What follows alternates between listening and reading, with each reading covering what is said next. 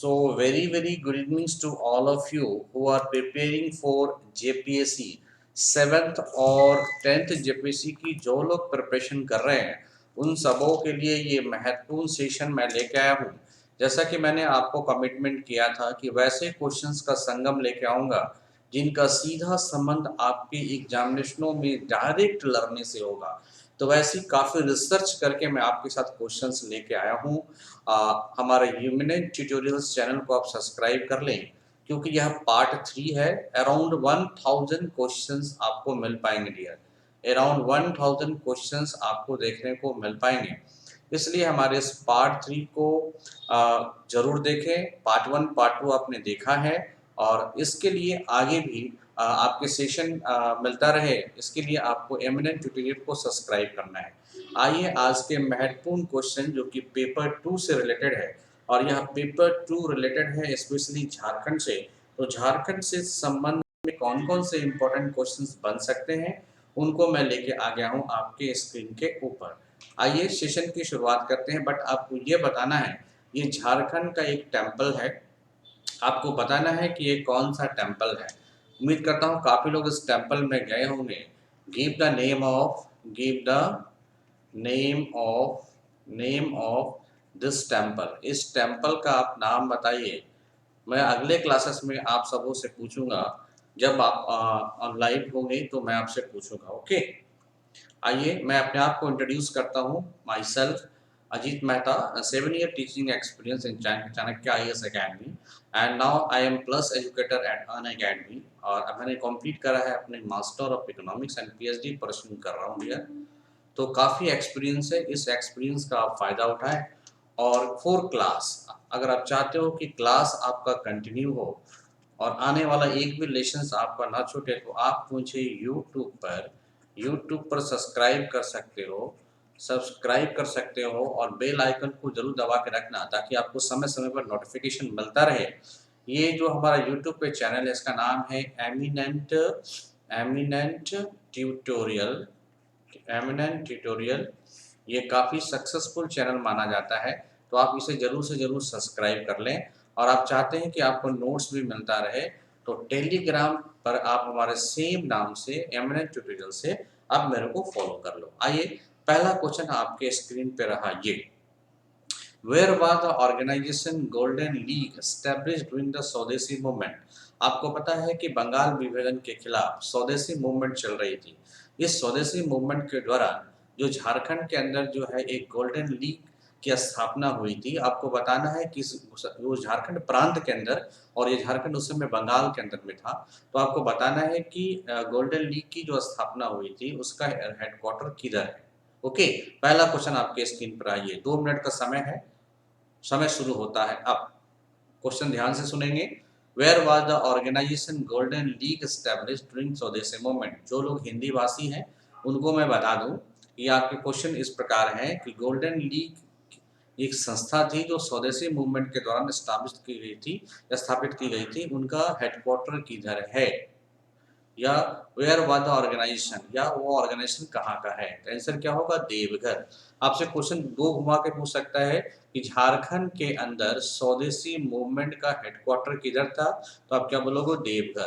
That is golden link. अब golden link क्या है, what was established eight Deoghar. It was established in support of boycott and the स्वदेशी movements and स्वदेशी movement अंग्रेजों का boycott करना और स्वदेशी मूवमेंट्स को चलाने के लिए एक संस्था बनी थी जिसका नाम क्या था, गोल्डन लीग। ये देवघर के अंदर स्टेब्लिश हुआ था। कब हुआ था, 1904 के अंतर्गत। इट वाज मेन ऑब्जेक्टिव क्या था, boycott British rules and advance स्वदेशी मूवमेंट।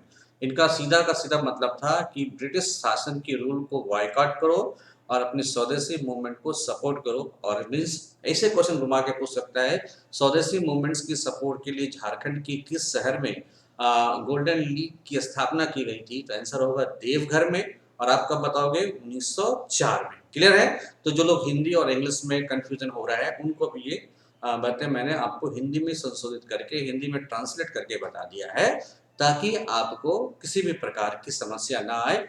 और ये जो क्वेश्चन है ये मोस्ट इंपॉर्टेंट क्वेश्चनों में शामिल है। ओके, आप मेरे चैनल को सब्सक्राइब कर लो, सब्सक्राइब एमिनेंट ट्यूटोरियल्स, ताकि आपको किसी भी लेसन्स में गैप ना मिले। And you can follow me over Telegram @Eminent Tutorials. Okay, आइए, who laid the foundation stone for Anjuman Islamia and Madrasa Islamia in Ranchi in 1917?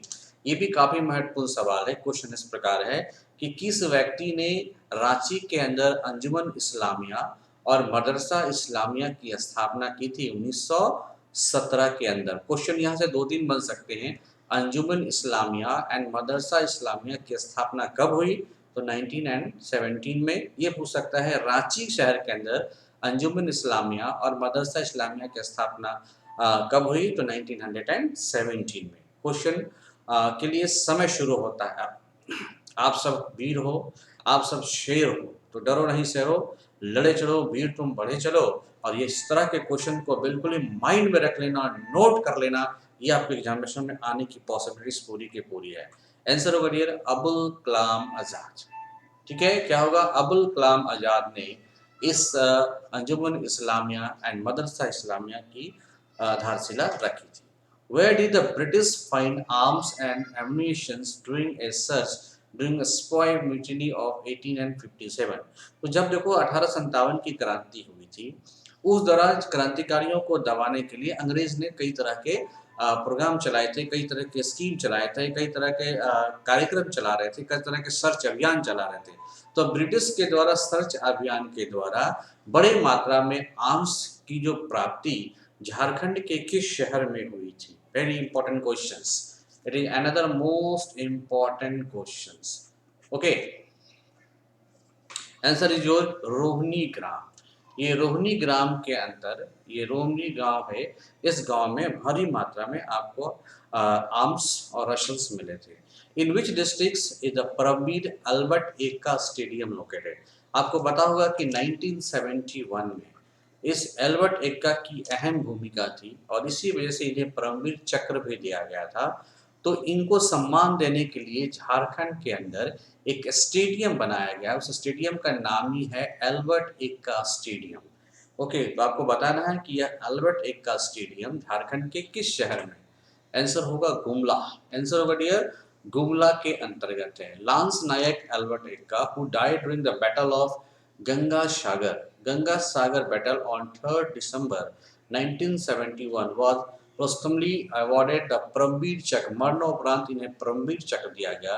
He had married क्या Balamdina 3 years before 1971 Bangladesh liberation war begins। Okay, बस इनके जस्ट मैरिज होने से ही के just 3 साल बाद ही ये जो शुरू हो गई थी और 1971 में इनकी मृत्यु हो गई थी। और ये कहाँ पे? गंगा सागर के दौरान हुई थी और इसी वजह से इन्हें परमवीर चक्र दिया गया है। तो एल्बर्ट एक्का पार्क जो है स्टेडियम है गुमला के अंदर है। Where is the hockey academy located in Jharkhand? Jharkhand में हॉकी को बढ़ावा देने के लिए आपको कौन सा शहर में हॉकी एकेडमी की स्थापना की गई है? आंसर होगा डियर रांची। तो रांची के अंदर हॉकी एकेडमी की स्थापना की गई है। काफी इंपॉर्टेंट है ये सवाल। Who was the founder of मुक्ति वाहिनी सेना? आप देख सकते हो ब्रिटिश शासन के दौरान कई तरह के छोटे छोटे कस्बे में छोटे छोटे लोगों ने अपनी अलग अलग सेना बनाकर अंग्रेजों के खिलाफ फाइट की थी। उसमें यह था एक मुक्ति वाहिनी सेना। आपको बताना है कि मुक्ति वाहिनी सेना का निर्माण किसने किया था? तो आंसर होगा ठाकुर विश्वनाथ सहदेव।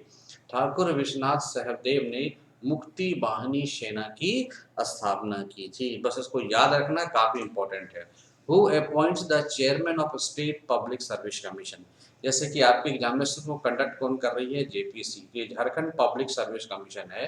तो झारखंड पब्लिक सर्विस कमीशन के जो चेयरमैन होंगे, जो हेड्स होंगे, उनको उनको कौन अपॉइंट्स करता है? तो आंसर होगा गवर्नर।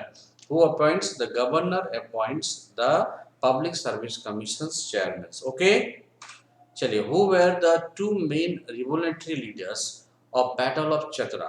ओके, तो बैटल ऑफ चतरा हुए थे। चतरा में जो लड़ाई हुई थी उसके 2 प्रमुख नायक कौन थे? 2 प्रमुख क्रांतिकारी कौन थे?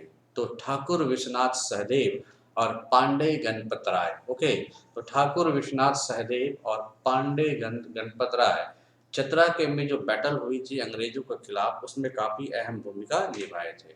विच ट्राइब्स कंसिडर अल्लाह उदल एज हीरोज, तो किस ट्राइब्स को अल्लाह उदल का हीरो कहा जाता है या अल्लाह उदल कहा जाता है? आंसर होगा बंजारा। तो बंजारा जो जनजाति है ये काफ़ी प्रिमिटिव जनजाति है, घुमक्कर जनजाति है, इसे अल्लाह उदल कहा जाता है। Okay, what is the another name with which the people of Batudi tribes call themselves? जो भाटुडी के अंदर जो ट्राइब्स होता है, भाटुडी ट्राइब्स जो है उसको उन्होंने किस नाम से पुकारा है, मतलब भाटुडी जगह के अंदर जो ट्राइब्स रहते हैं उसे किस नाम से जाना जाता है? इसे कहा जाता है भूमीज। क्या कहता है? भूमीज ट्राइब्स। ओके, इसे क्या कहता है? Bhumij. With which sports is Lakshmi Rani Manjhi connected? देखो स्पोर्ट्स से भी क्वेश्चन काफ़ी आते हैं, तो अब मैं लगभग आपके हर स्लाइड्स में, हर सेशन में स्पोर्ट्स से भी क्वेश्चन जरूर डालूंगा डियर। तो आपको बताने हैं कि लक्ष्मी रानी का संबंध किस खेल से है। तो लक्ष्मी रानी क्या खेलती है? आर्चरी खेलती है, तीर धनुष चलाती है, निशानेबाजी करती है। तो इनका संबंध किससे है? आर्चरी से है या निशानेबाजी से है। Which river has tributaries? कौन सी नदियां हैं जिनका ट्रिब्यूटरीज कौन है? जमुरवा, कांची, खरकरी और संजय। तो कांची नदी, खरकरी नदी और जमुआ नदी, ये सब नदी किन नदी की सहायक नदियां हैं? तो आंसर होगा डियर स्वर्ण रेखा नदी। आपको पता होगा स्वर्ण रेखा नदी जो है के अंतर्गत जो है आपको गोल्ड गोल्ड के डस्ट मिलते हैं, इसलिए इन्हें स्वर्ण रेखा रिवर कहा जाता है। Which are the top level training institutes of Panchayati Raj department of Jharkhand state? Jharkhand state के अंदर पंचायती राज डिपार्टमेंट के लिए उनको ट्रेनिंग देने के लिए, उनको सपोर्ट देने के लिए टॉप इंस्टीट्यूट्स कौन सा है? टॉप संस्था कौन सा है? सबसे बड़ी संस्था कौन सा है? आंसर होगा state institute of rural development. उस संस्था का नाम क्या है? State institute of rural development. So SIRD। क्या नाम है? SIRD, the state institute of rural development. Which kind of rock have been used in formation of Ranchi plateaus?